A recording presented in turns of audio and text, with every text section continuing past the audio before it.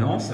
L'objectif de cet entretien, c'est, comme avec tes collègues colistiers, de mieux te connaître, et en particulier sur ton parcours et tes aspirations, tes idées pour faire d'Agran-Coutainville une commune encore plus moderne et dynamique. Donc Anne-Marie, peut-être quelques mots sur toi pour commencer, sur ton âge, tes passions, tes goûts et puis ton parcours professionnel, bien évidemment. Donc Anne-Marie de Fortescue, 61 ans, bientôt 62 et donc bientôt à la retraite dans 15 jours exactement. Donc comptable dans un grand groupe industriel français, décidé d'acheter ici parce qu'on s'y plaît bien, la qualité de la vie est excellente et tout le monde s'y retrouve en famille. Tu es dans quel quartier d'Agran-Coutainville? Alors moi je suis plus près du Passou, mais au milieu, on va dire près du centre, mais plus près du Passou. D'accord, très bien. Tu as donc rejoint cette liste avec un certain nombre de convictions, on va en parler tout à l'heure, mais je crois que tes loisirs et tes hobbies t'ont amené à côtoyer aussi, et tes passions, à côtoyer quelqu'un qui est en fait notre tête de liste, c'est bien ça? Oui, alors j'ai d'abord commencé quand on a acheté à Agran-Coutainville, je me suis dit que la seule solution de connaître des gens, c'était de s'intégrer dans une association. Donc j'ai commencé en tant que trésorière au Cheval en Fête, on organisait des festivals.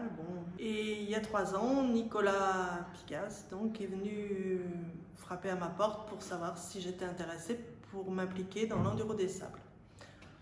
Donc il y a déjà 3 ans? 3 ans, voilà. Donc j'ai été trésorière jusqu'à l'année dernière où Nicolas a décidé de quitter le poste de président. Et donc avec une autre personne de l'enduro, on a accepté d'être coprésident tous les deux et donc de gérer l'enduro mais aussi le triathlon qui est nouveau depuis l'année dernière. Je crois, et c'est un sujet qui m'intéresse, tu le sais, que tu es passionné de lecture et aussi passionné de marche. Alors là, je suis plutôt moi sur le premier sujet que le deuxième, c'est bien ça? Oui, alors passionné de lecture, j'aime bien lire, après j'ai pas vraiment de thème particulier en lecture. Quand on est vice-président de l'enduro, ben on se doit de peut-être pas courir, mais au moins marcher. Ben oui, je commence. Il y a longtemps que je vais marcher, toute petite, on me faisait des grandes balades en famille, mais c'est vrai que j'aime bien marcher pour l'instant. Alors on me dit, il faut que tu cours entre deux pour arriver à faire l'enduro. Donc là, c'est pas gagné, mais on va essayer. Écoute, ce que je te propose, Anne-Marie, c'est que si on gagne ces élections, tous les deux, on va se mettre au marathon et on essaie de faire le prochain enduro. Okay. Ce qui est un gros challenge aussi pour moi. Donc, tu as rejoint cette liste déjà parce que tu connais bien Nicolas, que tu as pu apprécier le travail d'équipe avec lui durant ces 3 années, et aussi parce que tu as un certain nombre de convictions, en particulier sur la santé et le social, c'est ça? Oui, c'est ça. J'ai toujours aimé me tourner vers les autres, même si ma profession n'était pas forcément adaptée, mais j'ai toujours en famille ou aider les gens,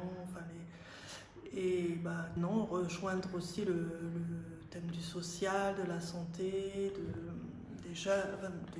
des associations aussi, de la vie associative, ça me paraît évident, donc c'est vraiment quelque chose qui me tient à cœur.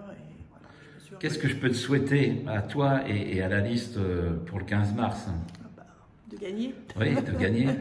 De gagner, et j'espère surtout qu'on va gagner, et on fait tout pour, et c'est une équipe vraiment soudée, compétente, et qui donne envie de s'investir encore plus. Donc le point fort pour toi, ça a été cette équipe, l'ambiance qui règne, le travail en collaboration, transversale comme on disait. On donne rendez-vous à nos auditeurs le 6 mars pour la 2e réunion publique. D'accord.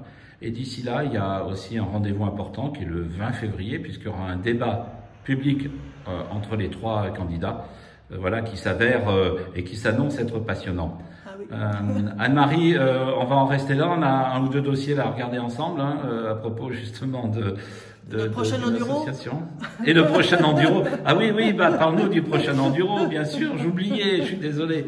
Alors, le prochain enduro? C'est le 21 et 22 août, et il ne faut pas oublier non plus le triathlon qui est avant le 14 juin. Ouais, qui sont tous les deux un énorme succès. Voilà. Bravo encore pour cette organisation, et nul doute que ça va bien se passer. À très bientôt, Anne-Marie. Merci.